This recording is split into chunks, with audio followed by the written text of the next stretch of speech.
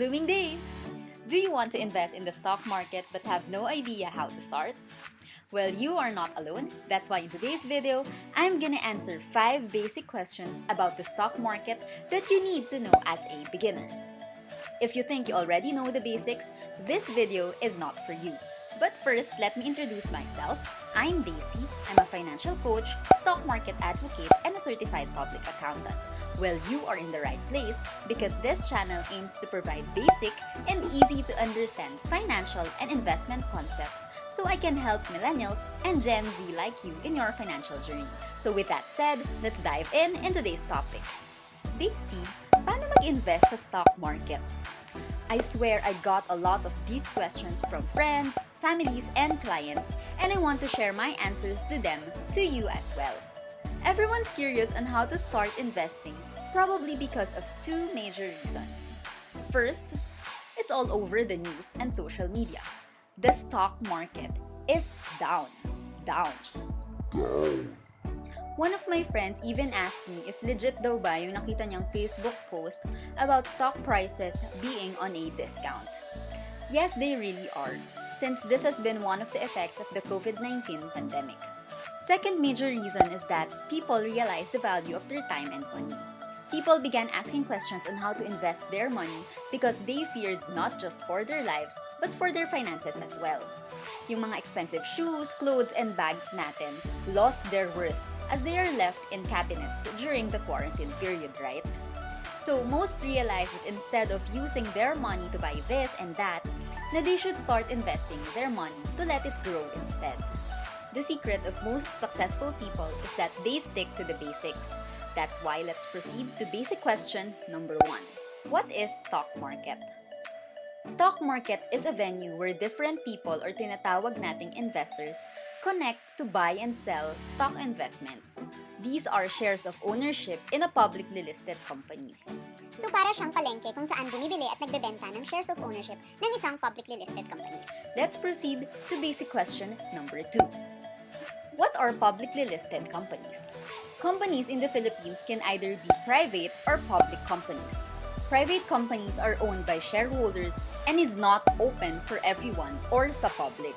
On the other hand, public companies can be offered to the public through the Philippine Stock Market. Example of a public company is Jollibee Foods Corporation. Basic question number 3. What is share of stock or ownership? So this is what you're investing into. Yan yung share mo sa ownership or pag-aari sa isang specific publicly listed company. So when you invest in the stock market, you become part owners of your favorite brand or company. It's good na you're not just eating your favorite Chicken Joy, but at the same time, if you hold a share of stock ng Jollibee, you get to have a share on the company's ownership and earnings as well. Basic question number 4. How can I earn in the stock market? So there are actually 2 ways on how you can earn sa stock market. First is through stock appreciation. This is the increase sa value ng stock prices. So for example, you buy a Jollibee stocks today worth 145 pesos. And by the end of the year, Jollibee stock price is at 200 pesos. So yung difference niya of 55 pesos is your gain or your earnings through stock appreciation. The second way to earn in stock market is through dividends. So companies usually declare dividends once or twice a year. This is to distribute a portion of their earnings to its investors, which nagde-decide nito is yung board of directors. So basically, para lang siyang reward sa investors for putting their money into the company. Basic question number 5. How to actually start? So there are a lot of ways on how to invest in the stock market. You can choose to invest in either equity fund or directly in the stock market through online brokers. So first, pag-usapan natin is equity funds.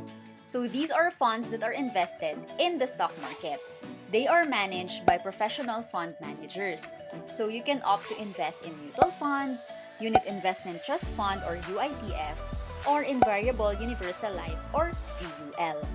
So stay tuned to my channel as I dive into these types of investments individually. So let's proceed to the second way.